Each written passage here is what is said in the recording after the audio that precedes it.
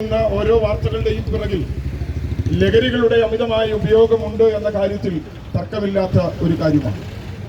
ഇവിടെ നിൽക്കുന്ന എൻ്റെ പിൻപിൽ അണിനിരന്നിരിക്കുന്ന ഓരോ മാതാപിതാക്കന്മാരും കഴിഞ്ഞ നാളുകളിൽ അവരുടെ തലമുറകളെയൊക്കെ നന്നായി ഈ സമൂഹത്തിൽ വളർത്തിയെടുത്ത പ്രായമുള്ള അപ്പനമ്മമാരാണ്.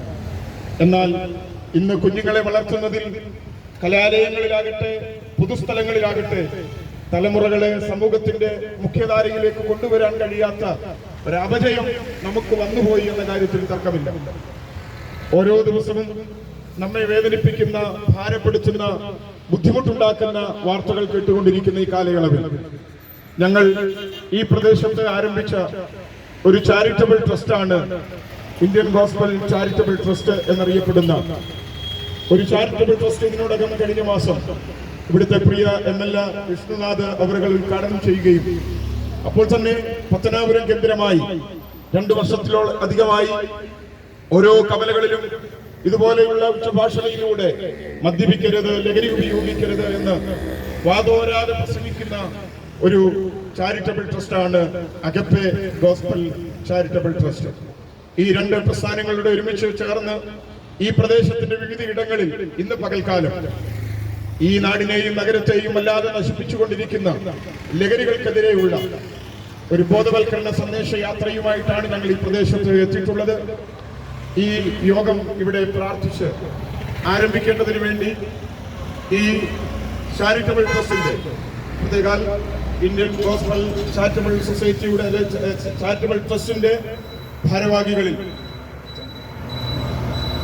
ട്രഷറായി സേവനമനുഷ്ഠിക്കുന്ന പ്രിയ കർത്തൃദാസൻ പ്രാർത്ഥിച്ച് ഈ ശുശ്രൂഷ ഇവിടെ ആരംഭിക്കുകയാണ്.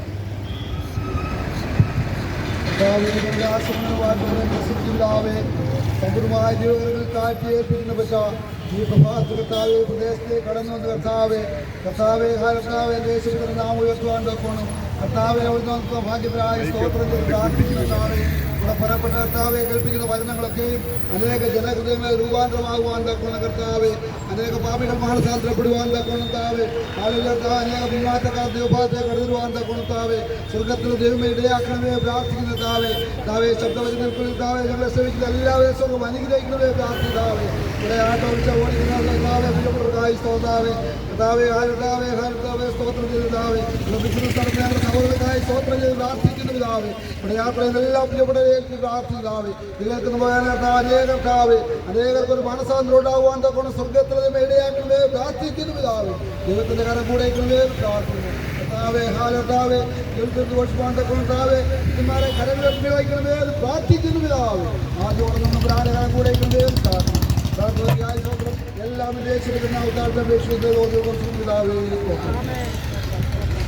മനുഷ്യന്റെ പ്രശ്നങ്ങളെ പരിഹരിപ്പാൻ ഉലകത്തിൽ ഒരു മനുഷ്യനാകട്ടെ, ഒരു സംഘടനകൾക്കാകട്ടെ, ഒരു മത ആചാര്യന്മാർക്കാകട്ടെ സാധ്യമല്ല.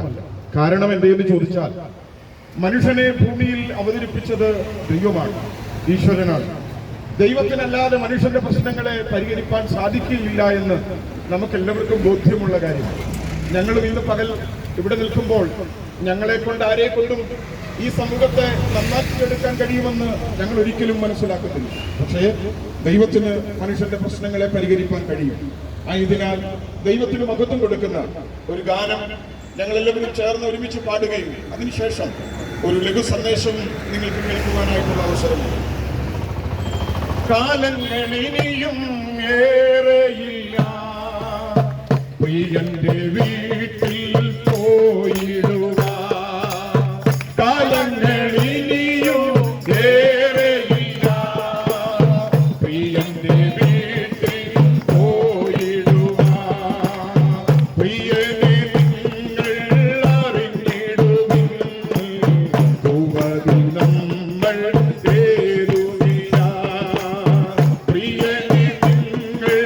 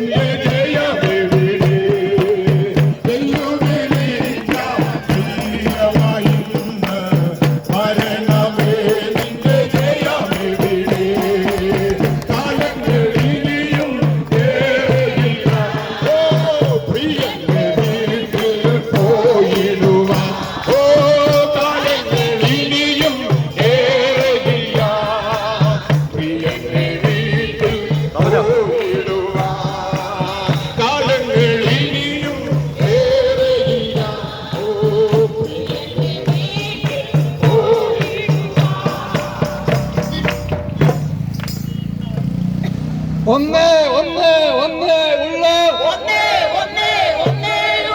രക്ഷാമാർഗം ഒന്നേ ഉള്ളൂ രക്ഷാമാർഗം ഒന്നത്രേ കാൽവരിനാഥൻ ക്രിസ്തുവത്രേ കാൽവരി തന്നുടെ കിരിവുകളെ ക്രിസ്തു ചിന്തിയ രക്തത്തെ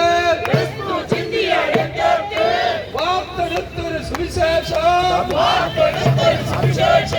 തലമുറ കൈമാറി അണിയാതെ ഞങ്ങൾ സൂക്ഷിക്കും മാനവ സോദര സാഗരമേ സാത്താന് വഞ്ചിതരാകരുതേ മാനവജാതിയെ രക്ഷിപ്പാൻ യേശു മരിച്ചു കാൽവരിയിൽ ബൈബിൾ ഞങ്ങളുടെ ആയുധമാണ് സ്നേഹത്തിൻ്റെ അതിലുണ്ട് ദൈവ സ്നേഹം വന്നാലേ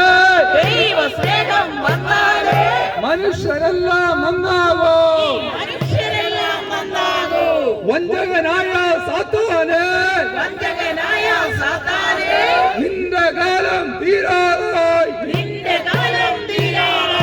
കാലമിനിയും അധികമില്ല കണ്ടിടുമോ നീ രക്ഷകനെ ഞങ്ങളുടെ രക്ഷകൻ യേശു ക്രിസ്തു ഞങ്ങളുടെ ചിഹ്നം ക്രൂശാകുന്നു ഞങ്ങളുടെ രാജ്യം സ്വർഗീയ രാജ്യം യേശുവിൻ നാമം സാത്താന്റെ കോട്ടകൾ അഖില ലോക രക്ഷകനായ ഈശോ മസിഹായ്ക്ക് വന്നവനും വരുന്നവനുമായ ഈശോ മസിഹായ്ക്ക് യേശുക്രിസ്തു പാപികളെ യേശുക്രിസ്തു രോഗികളെ യേശുക്രിസ്തു പരിശുദ്ധാത്മാവിനെ യേശുക്രിസ്തു രാജാതിരാജാവായി ദൈവത്തെ എതിരേൽപ്പാൻ ഹല്ലേലൂയ ഹല്ലേലൂയ ഹല്ലേലൂയ.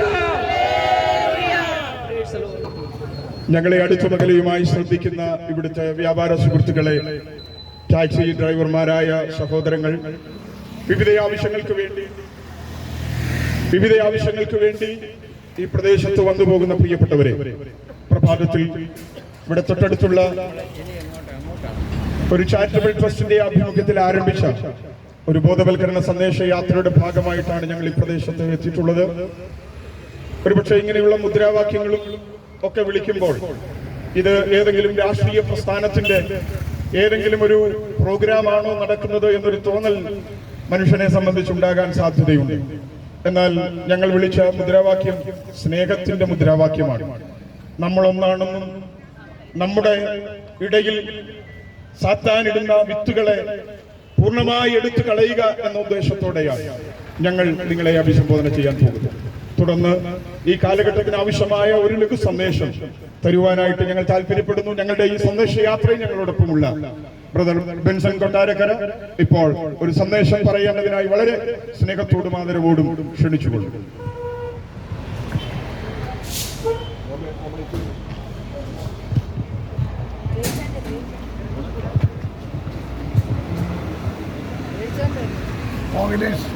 ഞങ്ങളുടെ ഈ ശബ്ദപരിധിയിൽ അടുത്തുമകലയുമായി ഞങ്ങളെ ശ്രദ്ധിക്കുന്ന നല്ലവരായ എല്ലാ നാട്ടുകാർക്കും സ്നേഹമുള്ള സുഹൃത്തുക്കൾക്കും ഞങ്ങളുടെ ഹൃദയത്തിന്റെ ഭാഷയിലുള്ള സ്നേഹവും സന്ദനവും അറിയിക്കുന്നു. ഇന്ന് രാവിലെ മുതൽ ആരംഭിച്ചതായ ഈ സ്നേഹ സന്ദേശ യാത്രയുടെ ഭാഗമായി ഈ കുണ്ടറ ആറുമുറിക്കട ജംഗ്ഷനിലും ആരിപ്പണ്ടത്തോടെ ഞങ്ങളെ കൊണ്ടിടയായി തീരുന്നതിയായ സന്തോഷമുണ്ട്. ഇന്ത്യ ഗോസ്ബൽ ചാരിറ്റബിൾ ട്രസ്റ്റിന്റെയും അഗപ്പെ ഗോസ്ബൽ മിനിസ്ട്രീസിന്റെയും നേതൃത്വത്തിൽ നടത്തപ്പെടുന്ന ഈ സ്നേഹ സന്ദേശ യാത്ര ഇന്നയോളം കേരളത്തിന്റെ വിവിധ പ്രദേശങ്ങളിലൊക്കെ ഞങ്ങൾക്ക് ഈ സ്നേഹ സന്ദേശവുമായി യാത്ര ചെയ്യുവാനും അതമ്പലിച്ചുകൊണ്ടിരിക്കുന്ന നമ്മുടെ കേരളത്തിന്റെ പല പ്രദേശങ്ങളിലുള്ള അനേക വ്യക്തിജീവിതങ്ങളെ ഒരു നല്ല മാർഗത്തിലേക്ക് കൈപിടിച്ചുയർത്തുവാനും ഞങ്ങളെ കൊണ്ട് കഴിഞ്ഞു എന്നുള്ളത് സ്നേഹപൂർവ്വം സന്തോഷപൂർവ്വം നിങ്ങളെ ഞങ്ങൾ അറിയിക്കുന്നു. ഞാൻ പറയാതെ തന്നെ ഇത് നമ്മുടെ കേരളത്തിൽ വർദ്ധിച്ചു വരുന്നതായ മയക്കുമരുന്നുകളും മദ്യപാനവും എന്നിങ്ങനെയുള്ള അതിക്രമങ്ങൾ നിമിത്തം അതിനെ പിന്തുടർന്ന് നമ്മുടെ നാട്ടിൽ അരങ്ങുവാഴുന്നതായ അക്രമങ്ങളും കൊലപാതകങ്ങളും പിടിച്ചുപറികളും മോഷണങ്ങളും പീഡനങ്ങളും എന്നുവേണ്ട വർദ്ധിച്ചു വരുന്ന നമ്മുടെ സമൂഹത്തിന്റെ സാമൂഹിക തിന്മകൾക്കെതിരെ ഒരു സ്നേഹ സന്ദേശവുമായി യാത്ര ചെയ്യുവാൻ തക്കവണ്ണം ഞങ്ങളെ കൊണ്ടിടയായി തീരുന്നു എന്നുള്ളതിൽ അതിയായ സന്തോഷമുണ്ട്. നമ്മൾ വസിക്കുന്നത് കേരളം എന്ന പ്രദേശത്താണ്. ഇന്ത്യയിലെ ഏറ്റവും അഭിമാനകരമായി നമ്മൾ കാണുന്ന സ്റ്റേറ്റുകളിൽ ഒരു സ്റ്റേറ്റായ പ്രകൃതി ഭംഗി കൊണ്ടും സാംസ്കാരിക മേഖല കൊണ്ടും എല്ലാ നിലയിലും നമുക്ക് അഭിമാനിക്കാൻ കഴിയുന്ന ഏറ്റവും നല്ലൊരു പ്രദേശത്താണ് നമ്മൾ ജീവിക്കുന്നത്. ഒരു മലയാളി എന്ന് പറയുന്നത് നമ്മളൊക്കെ അഭിമാനിക്കുന്നവരാണ്. നമ്മുടെ ജീവിതം ഒരു മലയാളക്കരയിൽ ആരംഭിക്കാൻ ഇടയായി തീർന്നു എന്നുള്ളതിലും ഇത്രയും നല്ലൊരു ടൂറിസ്റ്റ് കേന്ദ്രമുള്ള, ഇത്രയും വിദേശികൾ വന്നു പോകുന്ന, ഇത്രയും സാക്ഷരതയുള്ള ഒരു നല്ല പ്രദേശത്ത് ജീവിക്കുക എന്നുള്ളത് നമ്മുടെ ഓരോരുത്തരുടെയും അഭിമാനകരമായ അവസ്ഥയാണ്. എന്നാൽ നമ്മുടെ നാട്ടിൽ ഇത്രയും അഭിമാനകരമായ അവസ്ഥകളൊക്കെ നമ്മൾ പറയുമ്പോൾ തന്നെ ഞാൻ പറയാതെ തന്നെ നമുക്കറിയാം, ഒരു കാലത്ത് നമ്മുടെ നാട്ടിൽ വർഗീയത വാണിരുന്ന സമയമുണ്ടായിരുന്നു, ജാതി വ്യവസ്ഥ വന്നിരുന്ന സമയങ്ങളുണ്ടായിരുന്നു. തരം താഴ്ന്നവനും തരം ഉയർന്നവനും എന്നിങ്ങനെ വ്യവസ്ഥ വെച്ച് ഉയർന്നവനും താഴ്ന്നവനും എന്ന വേർപാട് വെച്ച് മറ്റുള്ളവരെ തഴിഞ്ഞിരുന്ന അടിമകളും ഉടമകളും എന്ന വ്യവസ്ഥയിലൊക്കെ നമ്മുടെ നാട് കടന്നുപോയ ഒരു കാലഘട്ടം പണ്ട് നമ്മുടെ പിതാക്കന്മാരൊക്കെ അനുഭവിച്ചിരുന്നു. എന്നാൽ നവോത്ഥാന നായകന്മാരൊക്കെ നമ്മുടെ മുമ്പിൽ ഉദിച്ചുയർന്നപ്പോൾ അവരുടെ മുമ്പിലൊക്കെ നമ്മുടെ മുമ്പിലുള്ള അടിമകൾ അവസ്ഥകളൊക്കെ മാറി നമ്മളെല്ലാവരും ഒന്നാണെന്ന് എണ്ണിക്കൊണ്ട് എല്ലാ മനുഷ്യരെയും തുല്യരാക്കിക്കൊണ്ട് നമ്മുടെ കേരള ജനത ഈ നാളുകളിൽ അഭിമാനകരമായ നിലയിൽ മുന്നോട്ട് പോയിക്കൊണ്ടിരിക്കുകയായിരുന്നു. ഞാൻ പറയാം, വിദേശികളൊക്കെ വന്നു പോകുന്ന നമ്മുടെ ഈ കൊച്ചു കേരളം പ്രകൃതി ഭംഗി കൊണ്ട് ഏറ്റവും നന്നായ ഒരു പ്രദേശമാണ്. കാരണം ഒരു പ്രദേശത്ത് തണുപ്പ് കൂടുതലാണെങ്കിൽ അവിടെ വസിക്കാൻ ആൾക്കാർക്ക് പ്രയാസമാണ്, മറ്റൊരു ഭാഗത്ത് ചൂട് കൂടുതലാണെങ്കിൽ അതും പ്രയാസമാണ്.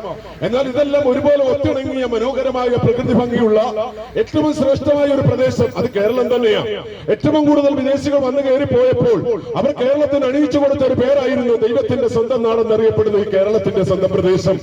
എന്നാൽ ഈ പ്രദേശത്തിന്റെ അവസ്ഥകളൊക്കെ കേരളത്തിൽ ജനിച്ചു എന്ന് നമ്മൾ അഭിമാനം കൊള്ളുമ്പോഴൊക്കെ സാക്ഷരതയിൽ ഒന്നാം സ്ഥാനത്ത് നമ്മുടെ നാടുണ്ടെന്ന് പറയുമ്പോൾ തന്നെ, സാംസ്കാരിക നായന്മാരൊക്കെ നമ്മുടെ ഇടയിൽ ഉണ്ടെന്ന് പറയുമ്പോൾ തന്നെ നമ്മുടെ കേരളം ഇന്ന് ഏറ്റവും കൂടുതൽ അതമ്പതിച്ചുകൊണ്ടിരിക്കുന്നത് മദ്യപാനത്തിന്റെയും മയക്കുമരുന്നിന്റെയും പേരിലാണ്. 2010-12 കാലഘട്ടങ്ങളിലൊക്കെ മദ്യം, പുകയില എന്നിവയ്ക്കെതിരെയുള്ള ക്ലാസുകളും ബോധവൽക്കരണ പരിപാടികളൊക്കെ നമ്മുടെ നാട്ടിൽ നടത്തിയിരുന്നു. എന്നാൽ അതൊന്നും ഇന്ന് വില പോകുന്നില്ല. കാരണം ഇന്ന് വ്യവസ്ഥകൾ മാറി. പണ്ടുണ്ടായിരുന്ന മദ്യവും അവസ്ഥകളും പുകയിലും ഒന്നുമല്ല ഇന്നത്തെ ജനത്തെ കാർന്നു തിന്നുന്നത്. ഇന്നത്തെ വാർത്താ മാധ്യമങ്ങളിൽ ഇടം പിടിക്കുന്ന ഓരോ ദിവസത്തേക്കാൾ കഠിനമായി ഓരോ ദിവസത്തെയും വാർത്തകൾ കഠിനമായി കൊണ്ടിരിക്കുന്ന അവസ്ഥകൾ എന്തെന്ന് ചോദിച്ചാൽ ഇന്ന് നമ്മുടെ നാട്ടിൽ വർദ്ധിച്ചു വരുന്ന അമിതമായ മയക്കുമരുന്നിന്റെ ഉപയോഗം, അതും കൊച്ചു തലമുറകൾ, സ്കൂളിൽ പഠിക്കുന്ന നമ്മുടെ കൊച്ചു കുഞ്ഞുങ്ങൾ വഴിതെറ്റിപ്പോകുന്ന ജീവിതത്തിന്റെ യാഥാർത്ഥ്യത്തിലേക്ക് കടന്നു കയറുവാൻ കഴിയാതെ എന്ത് ചെയ്യണമെന്നറിയാതെ പകച്ചു നിൽക്കുന്ന മാതാപിതാക്കളും സ്കൂൾ ടീച്ചേഴ്സിന്റെ മുമ്പിൽ നമ്മുടെ കുഞ്ഞുങ്ങൾ എങ്ങോട്ട് എന്ന് ചിന്തിക്കേണ്ട കാലഘട്ടങ്ങളാണ് നമ്മളിപ്പോൾ കാണുന്നത്.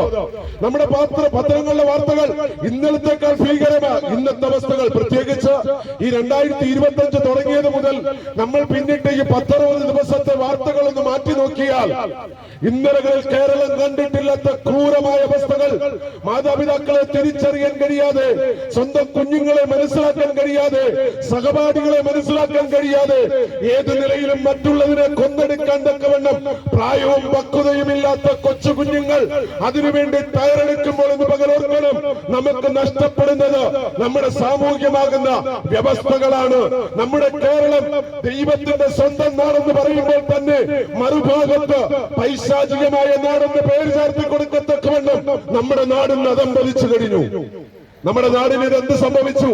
വിദ്യാഭ്യാസമില്ലാഞ്ഞിട്ടാണോ? പണമില്ലാഞ്ഞിട്ടാണോ? സാംസ്കാരിക നായകന്മാരില്ലാഞ്ഞിട്ടാണോ? രാഷ്ട്രീയ സംഘടനകൾ ഇല്ലാഞ്ഞിട്ടാണോ? എന്തുകൊണ്ട് നമ്മുടെ തലമുറകൾ ഇങ്ങനെ അതമ്പതിക്കുന്നു? ഇന്ന് പകൽ തിരിച്ചറിയുക, നമ്മുടെ തലമുറകളെ നന്നാക്കാൻ നമ്മൾ നോക്കിയ വഴികൾ പറ്റുന്നില്ലെങ്കിൽ ഇന്ന് പകൽ നമ്മൾ അതിനെക്കുറിച്ചൊന്ന് തിരിച്ചു ചിന്തിക്കണം. ഈ ദിവസങ്ങൾ അക്രമങ്ങൾ കൂടിയപ്പോൾ നമ്മുടെ പോലീസ് അധികാരികളൊക്കെ തിരിച്ചു ചിന്തിക്കാൻ തുടങ്ങി, എങ്ങനെ ഇതിനെ ഒന്ന് നേരെയാക്കാം. ഇന്ന് പകൽ ഞാനൊരു വാക്ക് നിങ്ങളോട് പറയാം. നമ്മൾ കണ്ടെത്തിയ ഓരോ മാധ്യമങ്ങൾക്കും ഈ കുത്തഴിഞ്ഞു പോകുന്ന നമ്മുടെ തലമുറകളെ പിടിച്ചു നിർത്താൻ കഴിയും. കഴിയത്തില്ല. ഒരു സാംസ്കാരിക നേതാക്കന്മാർക്കും ഒരു രാഷ്ട്രീയ നേതാക്കന്മാർക്കും ഒരു നിയമ നടത്തിപ്പുകാർക്കും നമ്മൾ ഈ പറയുന്ന ഒരു മനുഷ്യനെയും ഒരു കുഞ്ഞിനെയും അവന്റെ ജീവിതത്തിലേക്ക് തിരിച്ചു വരുത്തുവാൻ കഴിയത്തില്ല. എന്തുകൊണ്ടെന്ന് വെച്ചാൽ അവൻ മദ്യത്തിന്റെ മയക്കുമരുന്നിന്റെ പിടിയിൽ പെട്ടുപോയി, അവന്റെ ജീവിതം തകർച്ചയിലേക്ക് കടന്നുപോയി. ഇനി അവനെ തിരിച്ചു വിളിക്കാൻ കഴിയാത്ത ഭീകരമായ അവസ്ഥയിലാണ് അവൻ